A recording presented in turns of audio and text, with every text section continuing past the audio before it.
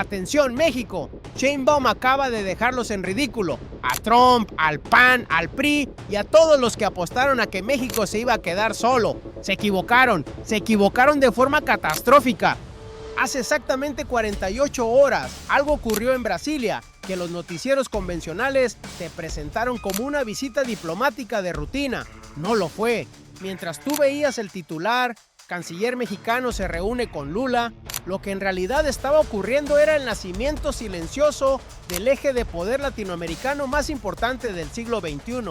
Un eje que no necesita el permiso de Washington, que no le pide autorización a Wall Street, que no espera instrucciones de ninguna doctrina imperial. Claudia Sheinbaum lo diseñó, Roberto Velasco lo ejecutó y Lula da Silva lo selló con una frase que ningún noticiero corporativo te va a explicar. Porque lo que se firmó en Brasil no fue solo un memorando entre dos empresas petroleras, fue la arquitectura de una independencia energética latinoamericana que Washington lleva décadas tratando de impedir. Pero hay algo que los noticieros no te van a decir. Mientras Trump presionaba a México con aranceles y amenazas, Sheinbaum ya tenía el tablero rediseñado, ya tenía el siguiente movimiento calculado, y ese movimiento no apuntaba al norte, apuntaba al sur. Y la pregunta que nadie en Washington está respondiendo todavía es esta: ¿qué pasa cuando las dos mayores economías de América Latina deciden dejar de mirarse desde lejos y construyen juntas el bloque que ningún poder externo puede ignorar? Esa pregunta ya tiene respuesta en el análisis de hoy, y es la que los medios no quieren publicar. Quédate, porque lo que sigue lo cambia todo. Para entender la magnitud de lo que acaba de ocurrir, hay que retroceder décadas.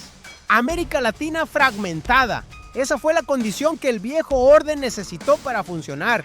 No es teoría conspirativa, es historia documentada.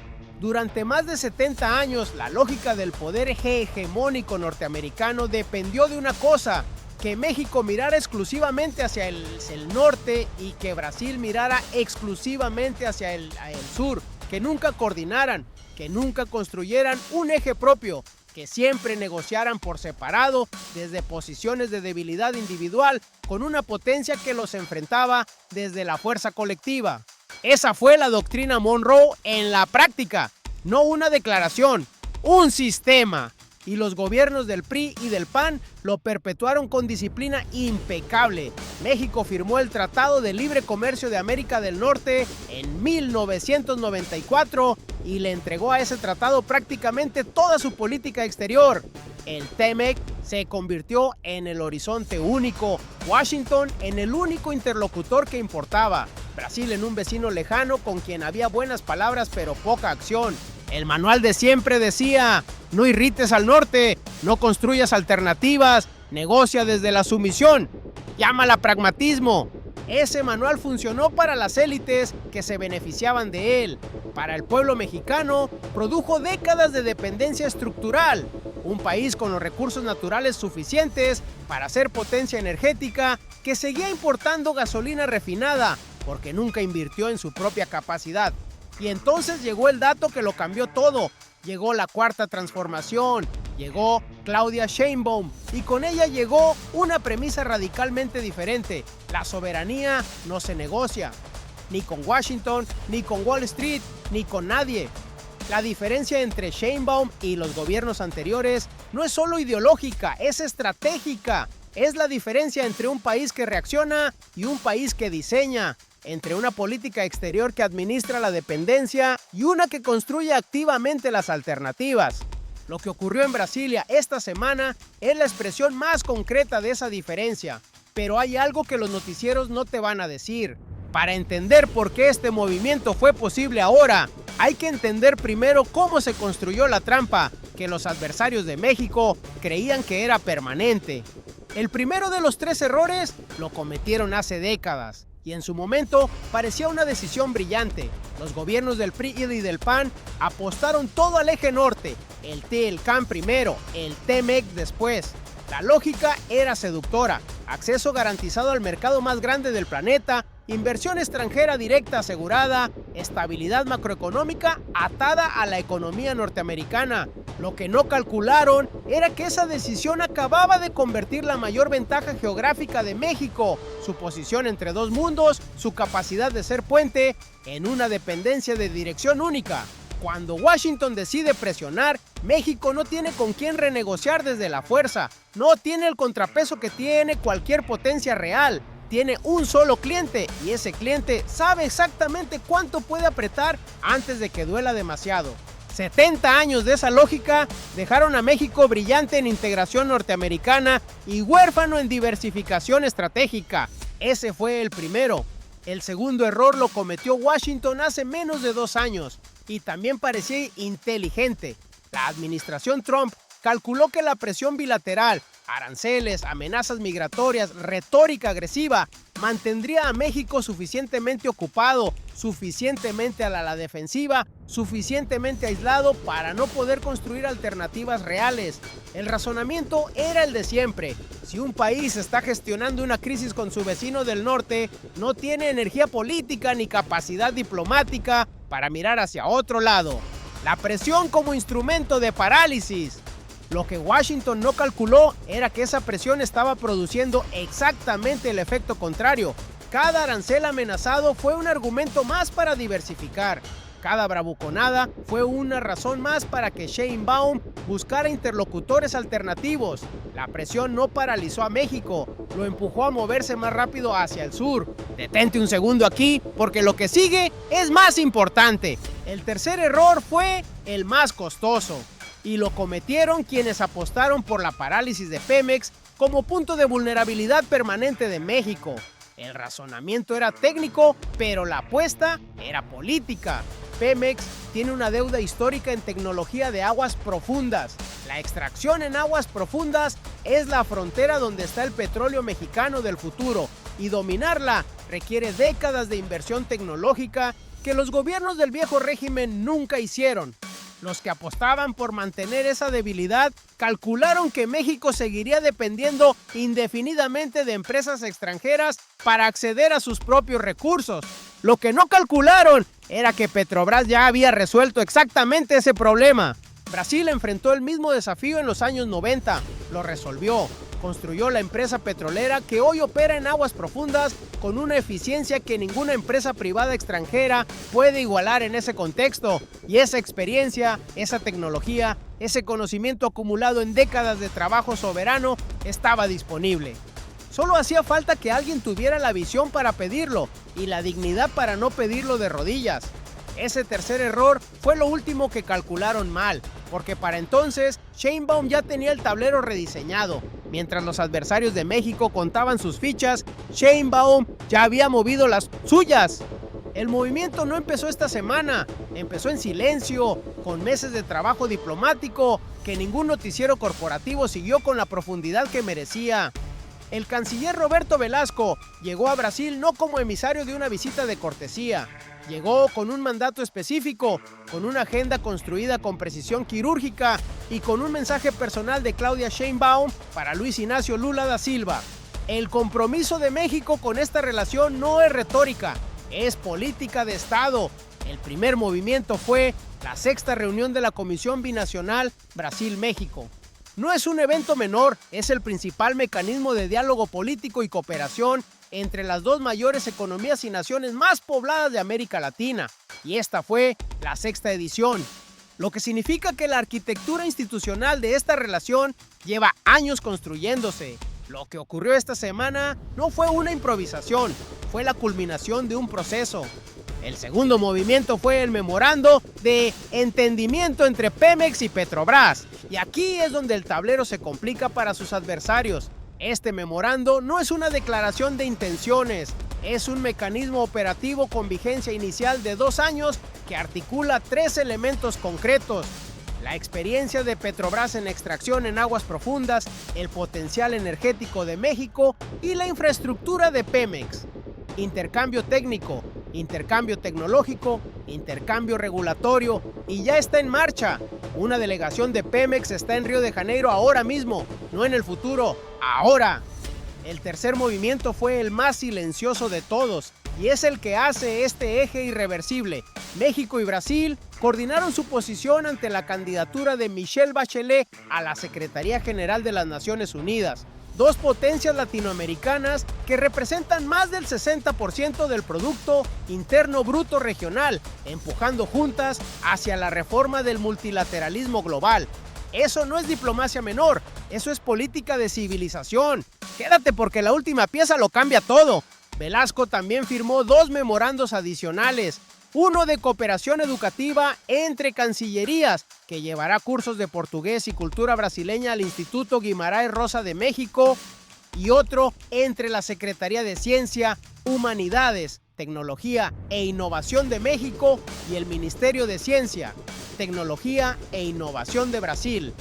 Energía, diplomacia multilateral, educación, ciencia y tecnología. Sheinbaum no construyó una alianza, construyó una arquitectura. El golpe aterrizó y los que no lo vieron venir acusaron el impacto de maneras distintas. En Brasilia, Lula da Silva no esperó a que terminara la reunión para hablar. Publicó en sus redes sociales una síntesis del encuentro que fue también un mensaje político al continente. Destacó la prometedora cooperación entre Petrobras y Pemex. Reiteró su invitación personal a Sheinbaum para que visite Brasil y subrayó que ambos países coordinan posición ante la ONU. Un presidente que publica eso en tiempo real no está haciendo protocolo, está señalando. En Sao Paulo, el canciller Velasco se reunió con el sector empresarial brasileño, porque esta alianza no es solo entre gobiernos, es entre economías, y las empresas brasileñas están mirando a México con un interés que no tenían hace 3 años.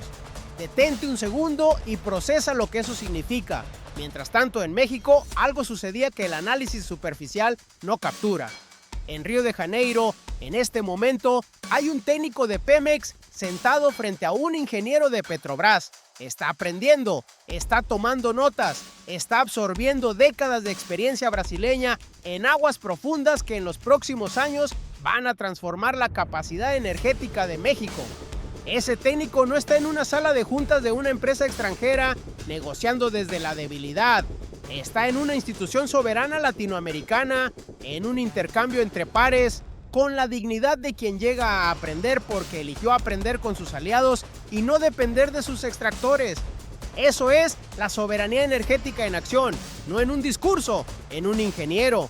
Y el viejo régimen, los que durante décadas administraron esa dependencia y la llamaron modernidad, no tienen respuesta para esa imagen. Los medios corporativos lo redujeron a un suelto diplomático, a una nota de 3 párrafos entre las noticias del día. Porque si la audiencia entiende lo que realmente está ocurriendo, que México está construyendo activamente los contrapesos que el viejo orden nunca le permitió tener, entonces el relato del país que solo reacciona, del país que solo aguanta, del país que necesita la tutela del norte para funcionar, se derrumba. Y ese relato es el negocio de los medios de siempre. Lo que ocurrió en Brasilia no fue una visita diplomática, fue un mecanismo de relojería activando sus piezas en secuencia. Y para entenderlo hay que verlo completo, no en fragmentos. La primera pieza era la energía. Sin ella, el resto no funciona. Pemex y Petrobras no son solo dos empresas petroleras firmando un acuerdo técnico. Son dos instrumentos de soberanía nacional que deciden coordinar su fuerza en lugar de competir por la aprobación de capitales extranjeros. El memorando con vigencia inicial de 2 años no es un experimento, es el tiempo mínimo necesario para transferir conocimiento real en exploración y extracción en aguas profundas. 2 años de ingenieros mexicanos en Brasil, de protocolos regulatorios compartidos, de tecnología que costó décadas construir y que ahora fluye entre aliados. Esa pieza sola ya cambia el tablero energético de América Latina. La segunda pieza era el multilateralismo, y juntas crean algo que ninguna de las dos potencias podría construir sola.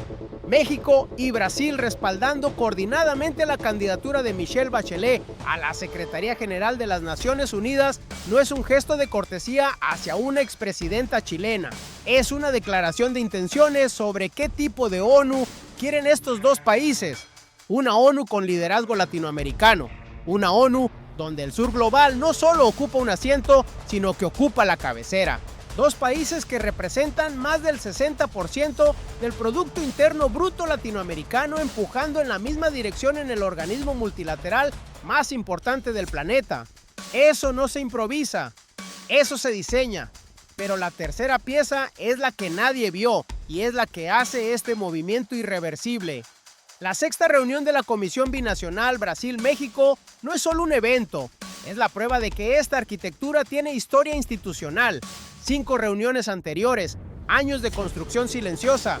Lo que vimos esta semana no fue el inicio de algo, fue la maduración de algo que se venía construyendo con paciencia estratégica mientras los noticieros miraban hacia otro lado. Y aquí es donde el tablero se complica para sus adversarios. Sheinbaum no reaccionó, diseñó, no improvisó, ejecutó.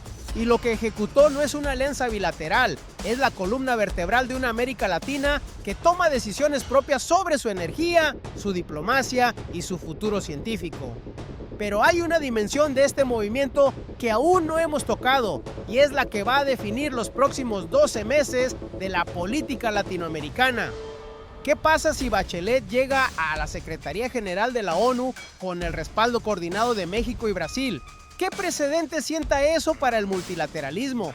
¿Y cuántas naciones más del hemisferio se van a sumar a ese respaldo cuando vean que los dos gigantes de la región ya se movieron juntos? Y aquí es donde la jugada se vuelve imparable. 3 dimensiones, 3 escalas y cada una más grande que la anterior. La primera es la más cercana, la más concreta, la que se mide en salarios y en facturas. Hay un técnico de Pemex en Río de Janeiro ahora mismo. No es una metáfora, es una persona real con nombre, con familia en México, que está absorbiendo en este momento el conocimiento técnico que Brasil tardó 3 décadas en construir. Ese conocimiento va a regresar a México, va a aplicarse en los yacimientos en aguas profundas del Golfo de México, va a traducirse en mayor capacidad de extracción soberana, en menor dependencia de empresas extranjeras, en más recursos que se quedan en México en lugar de salir como ganancias hacia el norte. La soberanía energética no es una declaración de independencia en un balcón, es un ingeniero aprendiendo. La segunda dimensión es geopolítica y aquí la magnitud se multiplica. México llega a este momento con algo que no tenía hace 6 años. La credibilidad de un país que cumple lo que dice, que cuando habla de soberanía no lo dice para la fotografía, que cuando dice que América Latina merece construir sus propios ejes de poder, lo demuestra con memorandos firmados, delegaciones en movimiento y cancilleres que se sientan con presidentes y producen resultados concretos. Esa credibilidad tiene un valor estratégico que no aparece en ningún índice financiero, pero que cualquier cancillería del mundo sabe leer. México ya no está solo. La tercera dimensión es la que los medios corporativos menos quieren que entiendas, porque es la que más los incomoda. Lo que México y Brasil están construyendo no es solo una alianza entre 2 países, es un modelo. Es la demostración práctica de que 2 naciones del sur global pueden coordinar posiciones en energía, en multilateralismo y en ciencia sin pedirle permiso a ninguna potencia del norte. Eso explica el movimiento. Lo que sigue explica la magnitud. Colombia está mirando, Argentina está mirando, Chile está mirando. Cada cancillería latinoamericana que observa lo que ocurrió en Brasilia esta semana está procesando la misma pregunta. ¿Es posible construir una América Latina que negocie como bloque en lugar de como colección de países individuales fácilmente presionables? La respuesta que México y Brasil acaban de dar es sí. El orden unipolar no está en crisis, ya murió. Y desde sus cenizas, México está ayudando a escribir las reglas del nuevo mundo. Sheinbaum no estuvo en Brasilia en persona, pero estuvo en cada palabra que su canciller pronunció. La posición oficial de la presidenta llegó a través de Roberto Velasco con una precisión que no fue accidental. Cada frase fue calibrada, cada énfasis fue una decisión política. Velasco transmitió a Lula el excelente estado de las relaciones entre nuestros países y reiteró el compromiso de México con esta relación bilateral que, en sus palabras, vive uno de sus mejores momentos. Pero la declaración que define el carácter estratégico de este movimiento fue esta: México y Brasil, las dos mayores economías de América Latina, defendemos principios comunes como la soberanía, el desarrollo con justicia social y la solución pacífica de controversias. Somos aliados naturales en la construcción de una región más próspera, justa y solidaria. Detente un segundo y procesa lo que eso significa. Cuando Velasco dijo aliados naturales, no estaba hablando solo de afinidad histórica, estaba enviando un mensaje directo a Washington. México tiene aliados estructurales en el hemisferio que no dependen de la aprobación norteamericana para activarse. Cuando dijo soberanía, desarrollo con justicia social y solución pacífica de controversias, no estaba recitando principios abstractos de derecho internacional. Estaba trazando la línea roja que separa la política exterior de la cuarta transformación de todo lo que vino antes. Ningún principio de esos tres es negociable bajo presión externa. Y cuando dijo que esta relación vive uno de sus mejores momentos, estaba diciéndole al viejo régimen mexicano, a los que durante décadas argumentaron que México no podía tener relaciones de profundidad simultáneas con Washington y con el sur, que se habían equivocado de forma catastrófica. La declaración fue también un mensaje hacia adentro, para los medios que redujeron esta visita a un sueldo, para las élites financieras que siguen apostando por la dependencia como modelo de negocios, para los analistas que argumentan que México no tiene capacidad de construir alianzas de este calibre sin debilitar su relación con Estados Unidos. La respuesta de Sheinbaum, expresada a través de cada movimiento de esta semana, es la misma que ha dado desde el primer día. La soberanía de México no se negocia. Esto es Sheinbaum. No improvisó, no reaccionó, diseñó, ejecutó y cuando habló ya había ganado. Lo que los medios de siempre no te van a decir. Pero hay un hilo que esta semana dejó abierto y es el más importante de todos. Michelle Bachelet, secretaria general de las Naciones Unidas. México y Brasil se comprometieron coordinadamente para respaldar esa candidatura. Dos potencias latinoamericanas, más del 60% del Producto Interno Bruto regional, empujando juntas hacia la cima del organismo multilateral más poderoso del planeta. Pero la campaña por la Secretaría General de la ONU no está decidida. Hay actores que prefieren un liderazgo más manejable para el sistema que ya existe. Hay potencias que no quieren una latinoamericana en ese puesto precisamente porque eso significaría una ONU donde el sur global tiene voz propia en la cabecera. La pregunta concreta que queda sin responder es esta.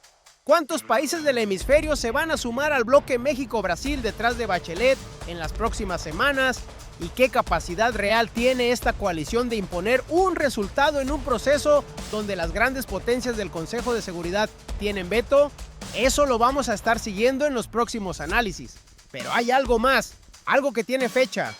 Lula da Silva reiteró personalmente su invitación a Claudia Sheinbaum para que visite Brasil en una fecha que se acuerde por los canales diplomáticos.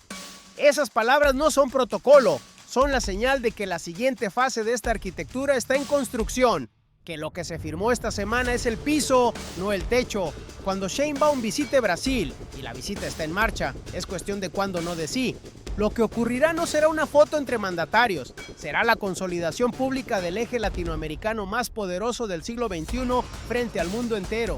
México llegó hasta este momento con una deuda histórica en alianzas estratégicas fuera del eje norte. Ahora tiene un memorando energético activo, 2 acuerdos de cooperación firmados, una posición multilateral coordinada en la ONU y la promesa de una visita presidencial que va a elevar todo esto a otro nivel. Y lo que se viene, la candidatura Bachelet, la visita de Sheinbaum, la profundización del intercambio Pemex-Petrobras, va a exigir análisis igual de profundo. En el próximo análisis vamos a desmenuzar el estado real de la candidatura de Michelle Bachelet y qué tan cerca está México y Brasil de lograr lo que ninguna nación latinoamericana ha logrado en la historia de las Naciones Unidas. Porque lo que está a punto de ocurrir en los corredores de Nueva York va a cambiar quién tiene voz en el nuevo orden mundial. Y vas a querer estar aquí cuando ocurra. Pero lo que Washington no quiere que sepas es esto. Vamos a cerrar con lo que realmente pasó esta semana. Lo que ocurrió es concreto. El canciller Roberto Velasco viajó a Brasil, se reunió con Lula da Silva, copresidió la sexta reunión de la Comisión Binacional y firmó 4 acuerdos. El memorando Pemex-Petrobras ya activado con una delegación mexicana en Río de Janeiro, el acuerdo de cooperación educativa que lleva la cultura brasileña a México, el convenio de ciencia y tecnología entre ambas naciones y la coordinación política para el respaldo conjunto a Bachelet en la ONU. Eso es lo que ocurrió. ¿Cómo ocurrió? Es la historia que los medios corporativos no van a contarte. Ocurrió porque Sheinbaum entendió desde el principio que la soberanía no se defiende solo diciendo no, se construye activamente, se construye con alianzas, se construye con arquitecturas institucionales que toman años en madurar y que cuando se activan son imposibles de desmantelar con un arancel o una amenaza. Ocurrió porque donde el viejo régimen veía a Brasil como un vecino lejano con quien se intercambian visitas de cortesía, Sheinbaum vio a la potencia energética que ya resolvió el problema que México todavía está resolviendo y decidió aprender de ella como aliada, no depender de otro como vasallo. Ocurrió porque no más fuerte, más inteligente, ¿por qué importa? Es lo que cambia el horizonte completo. América Latina fragmentada fue la condición que el orden hegemónico necesitó durante 70 años para funcionar. Lo que México y Brasil están construyendo es exactamente lo contrario. Un eje con masa crítica económica, con coordinación diplomática real, con transferencia tecnológica soberana y con una visión compartida del multilateralismo que no le pide permiso a ninguna potencia del norte para existir. El patio trasero se convirtió en potencia. Y eso, que empezó como una nota de 3 párrafos en los noticieros de siempre, es en realidad el movimiento geopolítico más importante que México ha ejecutado en décadas. Si este análisis te abrió los ojos sobre lo que realmente está en juego, dale like ahora mismo. Cada like le dice al algoritmo que este tipo de contenido importa, el que no te van a dar los noticieros de siempre.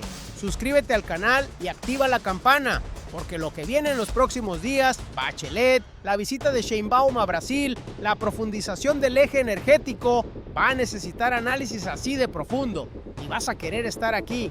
¿Crees que Washington va a poder frenar este eje latinoamericano antes de que sea demasiado tarde? ¿O el tablero ya está demasiado avanzado para dar marcha atrás? Escríbelo en los comentarios. ¡Atención México! ¿Recuerda cómo empezamos? Con la pregunta de qué pasa cuando las 2 mayores economías de América Latina deciden construir juntas el bloque que ningún poder externo puede ignorar. Hoy ya tienes la respuesta. ¡Qué momento para estar vivos y ser testigos de esta transformación!